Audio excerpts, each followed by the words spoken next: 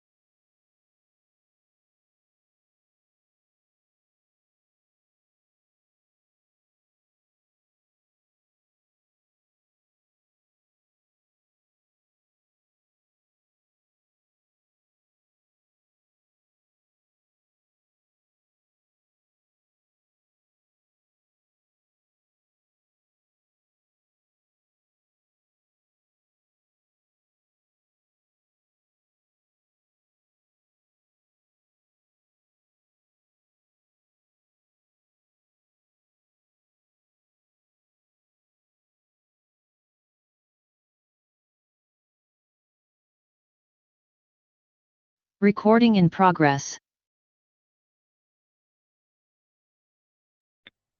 Oke, selamat malam Cloudtizen semuanya. Apa kabar semuanya? Di Jumat malam ini kita mau ngadain webinar nih teman-teman. Jadi mungkin teman-teman sebenarnya hari Jumat ini lagi hujan-hujan ya, kayaknya lagi pada ada yang banyak lagi pada di jalan atau mungkin masih di kantor, jadi langsung sambil buka webinarnya. Semoga teman-teman bisa tetap keep spiritnya, tetap bisa keep semangatnya karena hari ini kita akan dapetin sharing yang berguna banget, yang insightful banget tentang unifying data engineering and DevOps to drive innovation bersama dengan para speakers yang keren banget malam hari ini dari SmartNet Magna Global dan juga dari Lyrit.io. Jadi pastikan teman-teman mengikuti webinar ini sampai akhir dan mungkin masih banyak teman-teman yang belum join ya. Mungkin masih banyak teman-teman yang masih di jalan atau mungkin masih set up ya. Jadi mungkin boleh dibantu juga teman-teman yang mungkin satu kampus atau satu grup sama teman-temannya bisa diingatkan lagi untuk segera bergabung. Sambil kita menunggu teman-teman, jadi saya akan langsung buka aja supaya kita tidak terlalu molor karena waktunya sudah menunjukkan pukul 19.07. Jadi kita akan mulai aja. Sebelum kita masuk ke materi, mungkin sedikit saya akan menjelaskan tentang rundown pada hari ini. Pertama, yaitu opening by MC selama 5 menit. Kemudian saya akan memperkenalkan speakers kita pada malam hari ini. Kemudian nantinya setelah saya perkenalkan speakers, kita akan langsung ke materi explanation. Di sini untuk materi explanationnya dari kedua speakers kita itu akan melakukan interaktif material explanation, teman-teman. Jadi materinya itu akan dijelaskan bersama-sama oleh Kak Caca Cahyadi dan juga oleh Kak Nixon. Oke, kemudian nanti ada sesi Q&A selama 20 menit dan kemudian ada feedback form dan terakhir kita bisa lakukan documentation and closing. Sebelum kita mulai, supaya mempermudah kita mengenali teman-teman sekalian, kita harapkan teman-teman untuk rename Zoom-nya teman-teman, nama Zoom-nya teman-teman dengan format name underscore university atau company. Jadi sebagai contoh, nama saya Gung Sri. Jadi saya akan rename menjadi Agung Sri underscore ICCOM atau Indonesia Cloud Community. Mungkin untuk teman-teman kalau dari kampus bisa sesuai nama kampusnya atau sesuai dengan nama company teman-teman. Oke, kemudian ada informasi menarik sebelum kita lanjut. Jadi supaya teman-teman juga bisa siap-siap ya. Jadi dalam sesi ini harap teman-teman untuk meng-highlight mungkin ya. Jadi nanti kalau ada materi-materi yang mungkin menarik untuk teman-teman silahkan di-highlight dengan cara di-screenshot. Kemudian teman-teman bisa share di sosial media, di story, IG, dan juga di LinkedIn. Dan jangan lupa tag ICCOM Indonesia Cloud Community. Dan teman-teman akan berkesempatan untuk mendapatkan hadiah GoPay voucher sebesar Rp50.000. Lumayan kan ya um, untuk tambahan buat ngopi gitu ya.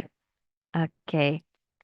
Sebelum kita masuk ke materi, saya akan sedikit memperkenalkan tentang ICCOM. Mungkin ada beberapa teman-teman yang baru bergabung, baru pertama kali join webinar dari ICCOM pada hari ini. Jadi ICCOM itu apa? ICCOM adalah sebuah komunitas untuk cloud enthusiast sebagai tempat untuk learning together atau belajar bareng, kemudian improve skill, juga sharing, expand network, dan juga advance karir di bidang cloud. Value yang kita punya yaitu embrace for learning, nurture growth, dan juga strategic alliance. Jadi aktivitas ICCOM itu ada apa aja? Pertama, ya seperti yang kita lakukan hari ini yaitu IC Talk atau interaktif online webinar series di mana kita membahas tentang berbagai update tentang teknologi, khususnya tentang cloud dan juga berbagai teknologi lain yang berhubungan dengan cloud. Kemudian juga ada IC Connect yaitu sebuah kegiatan offline di mana kita mempertemukan para experts dari berbagai teknologi vendor dengan member ICCOM. Kemudian ada juga IC Class di mana merupakan kelas teknikal yang membahas lebih deep technical tentang cloud cloud itu sendiri. Kemudian ada IC Meet Hub yaitu kegiatan gathering untuk member ICCOM saling sharing. Jadi di situ bisa saling sharing dan juga networking. Kemudian mungkin ini beberapa galeri dari ICCOM. Jika teman-teman ingin melihat lebih lanjut, teman-teman bisa cek di Instagram kita dan juga TikTok atau di LinkedIn dan juga YouTube ICCOM. Dan untuk teman-teman mungkin yang hari ini sudah join webinarnya tapi belum bergabung menjadi member ICCOM, silahkan untuk join menjadi member kita secara gratis melalui mengisi form di idcloudcommunity.org/membership. Oke. Selanjutnya saya akan memperkenalkan speaker kita pada malam hari ini. Jadi ada dua speaker luar biasa yang akan menemani malam hari ini. Kita belajar tentang data engineering dan juga DevOps. Yaitu ada Kak Nixon Hutahayan dari SmartNet Magna Global selaku data engineer dan juga ada Kak Caca Cahyadi selaku Chief Technology Officer dari Lairit.io. Mungkin sedikit saya perkenalkan pengalaman dari masing-masing speaker. Pertama dari Kak Nixon. Di tahun 2022, beliau menjabat sebagai software engineer intern di Lawencon International. Kemudian di tahun 2023 sebagai project based virtual intern data engineer di IDX Partner. Kemudian mulai Oktober 2023 sampai saat ini menjabat sebagai data engineer di SmartNet Magna Global. Selanjutnya ada Kak Caca Cahyadi. Kak Caca Cahyadi ini merupakan co-founder dari X-Sparring Sports di tahun 2016. Kemudian di tahun 2019 sampai kini beliau menjabat sebagai Chief Technology Officer di Lairit.io dan sekaligus juga sebagai co-founder dari Lairit.io. Dan mungkin sebagai fun fact ya buat teman-teman semua, mungkin di sini ada juga mahasiswa BINUS yang sedang bergabung. Kak Caca Cahyadi sendiri merupakan salah satu alumni dari BINUS gitu. Untuk teman-teman yang ingin terkoneksi dengan kakak-kakak yang keren yang sudah tampil di depan layar ini, silakan untuk di-scan aja LinkedIn-nya, nanti bisa terkoneksi dengan beliau di LinkedIn. Oke, saya kasih waktu 5 detik kali ya. 1, 2, 3, 4, 5. Oke, mungkin udah pada di-scan ya teman-teman ya. Nanti juga mungkin bisa di-searching aja di LinkedIn karena mereka ini pastinya langsung kelihatan lah ya di LinkedIn karena pengalaman beliau berdua ini luar biasa sekali. Oke, selanjutnya kita akan langsung aja ke materi sharing. Jadi saya akan persilahkan kepada Kak Caca Cahyadi dan juga Kak Nixon untuk memberikan sharing. Silakan Kak Caca atau Kak Nixon. Oke, selamat malam untuk kita semua. Sebelumnya, saya mau share screen dulu. Oh iya, dari Mas Caca ya. Oke. Ini Yep, saya dulu ya, Mas. Atau gimana, Mas? saya aja nggak apa. Oke, oke, Mas. Ya, silakan Mas, langsung aja. Oke, sebenarnya terima kasih atas kesempatannya untuk dari Kak Gung Sri dan juga teman-teman semua. Jadi di malam hari ini, eh, saya dan Mas Caca ini akan membawakan webinar terkait dengan judul Unifying Data Engineer dan DevOps to Drive Innovation. Jadi kayak mungkin sebagai pengenalan dulu kayak apa sih itu data engineer, kemudian apa itu DevOps, dan juga gimana dua role ini akan saling berkolaborasi untuk menjalankan bisnisnya lah seperti itu. Boleh di next, Mas? Oke, di sini ada profil saya. Kayak udah dijelasin sama Kak Gung Sri tadi, nama saya Nixon Daniel Hutahayan, saya bekerja sebagai data engineer di perusahaan Smartech Makna Global.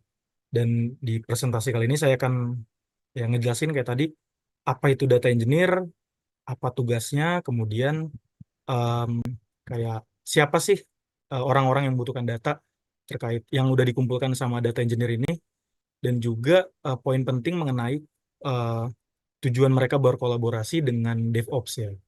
Boleh di next, Mas? Oke, sebelumnya itu kayak tadi, apa itu data engineer? Jadi, data engineer ini adalah orang yang bertanggung jawab untuk mendesain, membangun, dan juga memaintain infrastruktur data yang ada di perusahaan dia.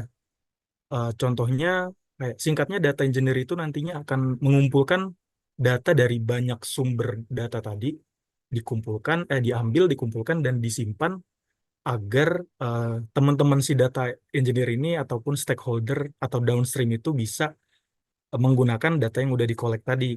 Nah, ini ada tulisannya that enables organizations to collect, process, and analyze large volumes of data. Nah, jadi kalau saya mau jelasin yang lain dulu, dari data analis ini tuh tujuannya dia ngapain kan? Jadi data analis ini nantinya dia akan menganalisis data dari apa yang sudah dikumpulkan oleh si data engineer.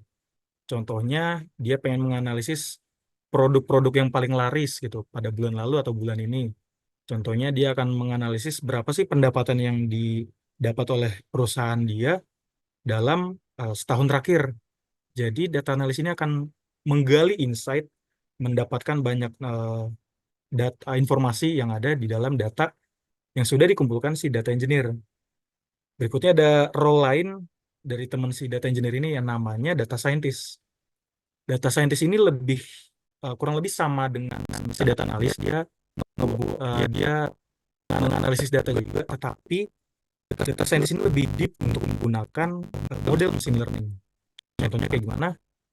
Jadi dia tuh akan membuat model machine learning yang mungkin memprediksi pendapatan di kuartal berikutnya, di tahun berikutnya. Dia mungkin juga akan bisa membuat model machine learning untuk mengklasifikasikan apakah transaksi si pengguna itu ada anomalinya atau enggak. Namanya mungkin kayak fraud detection kan. Jadi dalam sebuah use case contohnya, kalau si user biasanya per harinya itu melakukan transaksi mungkin kayak 1 sampai 5 juta aja per harinya. Tapi ada transaksi mungkin kayak 50 juta, bahkan sampai 100 juta. Dan nanti model tersebut akan menganggap bahwa itu ada kejanggalan dalam transaksi tersebut. Jadi diklasifikasikan sebagai fraud gitu kan, dan mungkin dibatalkan oleh dari model tersebut, transaksinya dibatalin. Nah, dua role ini akan sangat bergantung pada data yang akan dikumpulkan oleh si data engineer. Jadi balik lagi, dia itu akan membuat uh, data pipeline-nya yang menghubungkan data dari banyak sumber tadi ke dalam suatu penyimpanan atau storage lah, agar gimana nanti si data analis dan data scientist ini mengakses dan kemudian mengolah informasi dari data tadi. Seperti itu untuk perkenalan data engineer, analis, dan juga scientist.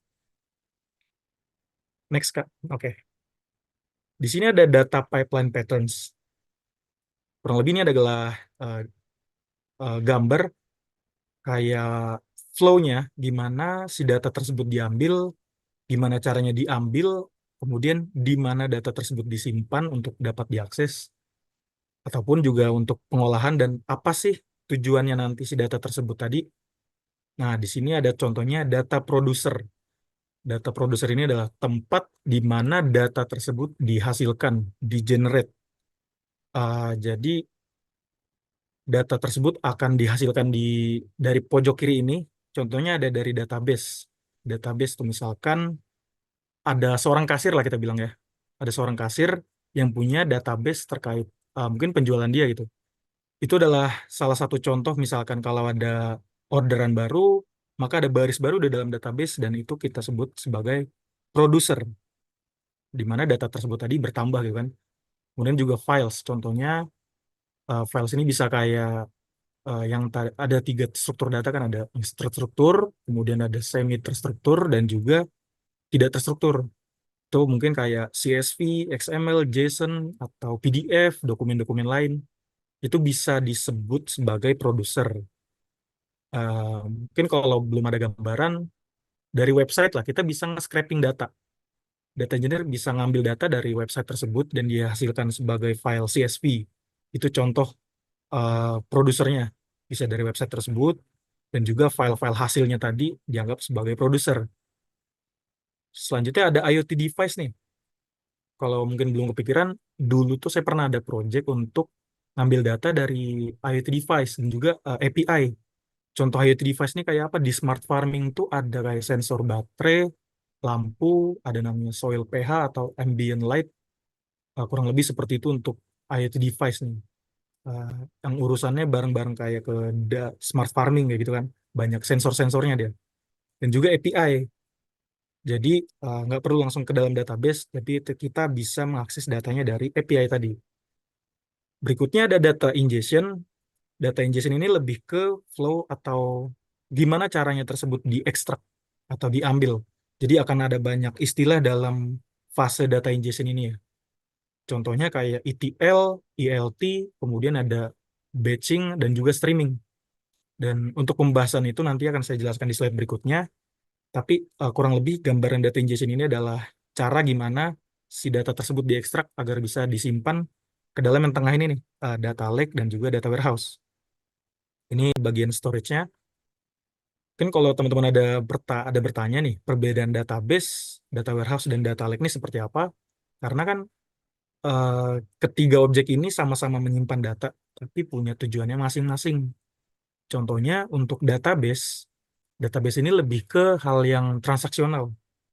Transaksional itu kayak gimana? Contohnya ada kasir tadi yang dia bisa menambahkan data atau misalkan ada pesanan baru, jadi dia akan memasukkan data baru, baris baru di dalam database-nya, itu part of transaksi, transaksional, baru ada update.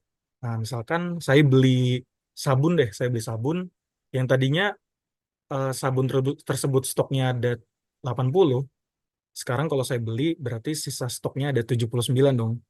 Nah, adanya perubahan tadi itu disebut sebagai transaksi. Dan juga kayak delete, mungkin aja kalau si perusahaan tersebut nggak mau menjual produk itu lagi ya, value si produknya dihapus.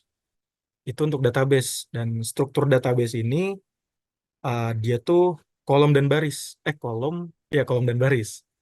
Dia akan berbentuk sebagai table yang punya kolom dan baris. Dan berikutnya untuk data warehouse ini lebih ke analytical.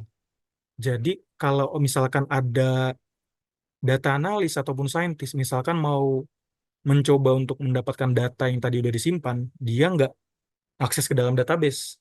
Karena database ini umumnya untuk hal-hal operasional. Kayak tadi si kasir tuh kan, kasirnya eh, pakai mesin yang connect ke dalam database tadi, dan dia nantinya, misalkan query si analis ini gede, runtime-nya 7 jam, query-nya kompleks banget buat dapetin insight terbaiknya gitu. Tapi kalau dia akses ke database, bisa jadi database-nya itu down. Karena database ini tujuannya untuk transaksional, bukan untuk analytical seperti data warehouse. Jadi untuk data warehouse ini kurang lebih tujuannya untuk hal-hal analytical tadi. Terus untuk data warehouse ini juga lebih ke menyimpan data yang udah lampau, historical. Misalkan dalam database ini menyimpan data bulanan 1 bulan lalu atau 5 tahun lalu, itu nggak terus-menerus disimpan di dalam database, tetapi dipindahkan ke dalam data warehouse. Untuk strukturnya juga sama, ada baris, ada kolom, dan semuanya terhubung dalam sebuah table gitu. Sementara untuk data lake ini, dia itu nggak ngelihat strukturnya seperti apa. Contohnya, dia akan menyimpan data-data tidak terstruktur, itu memungkinkan di data lake ya. Contohnya kayak dokumen, PDF, gambar, video, audio, dan semua data tersebut bisa langsung disimpan di dalam data lake. Nah, ini udah ada kebayang mungkin bedanya database, data lake, dan data warehouse. Tapi nggak semuanya kok, nggak selalu flow-nya database ke data warehouse, tapi bisa juga ada case-nya dibalik, data warehouse ke database. Mungkin aja ada. Jadi nggak selalu seperti ini pipeline-nya. Berikutnya ada data processing. Kalau tadi misalkan si data analis ataupun data scientist mengakses data, itu dia akan melakukan data processing nih di sini. Contohnya kayak si analis tadi mau ngelihat stok paling produk paling laku penjualannya, revenue yang udah dihasilkan sebulan terakhir, 6 bulan terakhir, itu part of data processing yang akan dilakukan di sini. Kemudian untuk si data scientist juga bisa mengakses data, misalkan dari data warehouse atau data lake, untuk model machine learning dia, ngetrain data dari data yang sudah disimpan, yang udah dibantu sama si data pipeline ini, si data engineer ini, sorry. Dan yang terakhir di paling kanan ini eh, tempat di mana data tersebut dikonsumsi, digunakan. Jadi kalau data analis itu biasanya bikin dashboard untuk kebutuhan reporting dan juga BI, kayak nanti bisa ditampilkan ya mungkin di layar monitor mereka. Oh, performa kita sejauh ini, kita udah menjual produk segini, udah banyak nih yang kita jual. Terus ada machine learning, nanti machine learning ini akan ngambil data kayak tadi tuh, ngetrain data dari si data warehouse tadi. Itu part of data consumernya. Nextnya saya akan jelasin apa aja sih yang akan terjadi di data ingestion ini, tapi boleh next dulu Mas ke, ya, ini adalah contoh untuk data engineering tools. Nggak semuanya ada di sini, cuman ini adalah beberapa contohnya tadi. Misalkan si database ini kayak kita tahu yang 3 paling terkenal mungkin lah ya, ada MySQL, PostgreSQL, dan juga SQL Server. Kalau bertanya mungkin, apakah data engineer ini perlu mempunyai database-nya? Kayak, apakah perlu data engineer yang memaintain database-nya? Jawabannya enggak. Karena tugas data engineer itu ngambil datanya aja. Nggak perlu sampai kita yang punya database-nya. Kita hanya perlu ngakses datanya dan mungkin perlu berkomunikasi dengan si pengguna atau pemilik database-nya. Kayak misalkan menghindari miskomunikasi seperti adanya perubahan skema pada database. Jadi pipeline yang udah kita buat rupanya besoknya salah karena si usernya ini nggak ngasih tahu adanya perubahan dalam database tersebut. Itu mungkin kalau ada terbenak pikiran kayak, apakah data engineer perlu punya si produsernya? Jawabannya enggak. Nah, nextnya ada files. Ini ada CSV, XML, dan PDF. Ini part of kayak struktur-struktur data tadi. Terus ada IoT device. Ini gambaran aja sih kayak sensor-sensor di smart farming ya, IoT, IoT, dan juga API. Nah, untuk di data ingestion ini ada beberapa tools saya cantumkan. Contohnya untuk Cloud Composer, ada Confluent, Amazon Kinesis, dan juga Azure Data Factory. Untuk data ingestion ini ada beberapa istilah ya. Kalau kita boleh bilang, ada namanya ETL dan juga ELT. Dan juga ada batching serta streaming. Kalau dimulai dari ETL dulu deh. ETL itu extract transform load. Jadi kita akan membuat sebuah mungkin kode ataupun eh, pipeline tadi untuk mengekstrak datanya misalkan dari database Postgre, kemudian kita lakukan transformasi dan kita simpan. Kalau dia ETL, targetnya adalah data warehouse karena sudah dilakukan transformasi, datanya udah bersih, datanya udah bisa dipakai dan secara rapih disimpan di data warehouse. Tapi kalau ELT, extract, load, transform. Transformnya di belakang. Jadi kalau kita tahu tadi data lake bisa nyimpen semua struktur data tadi.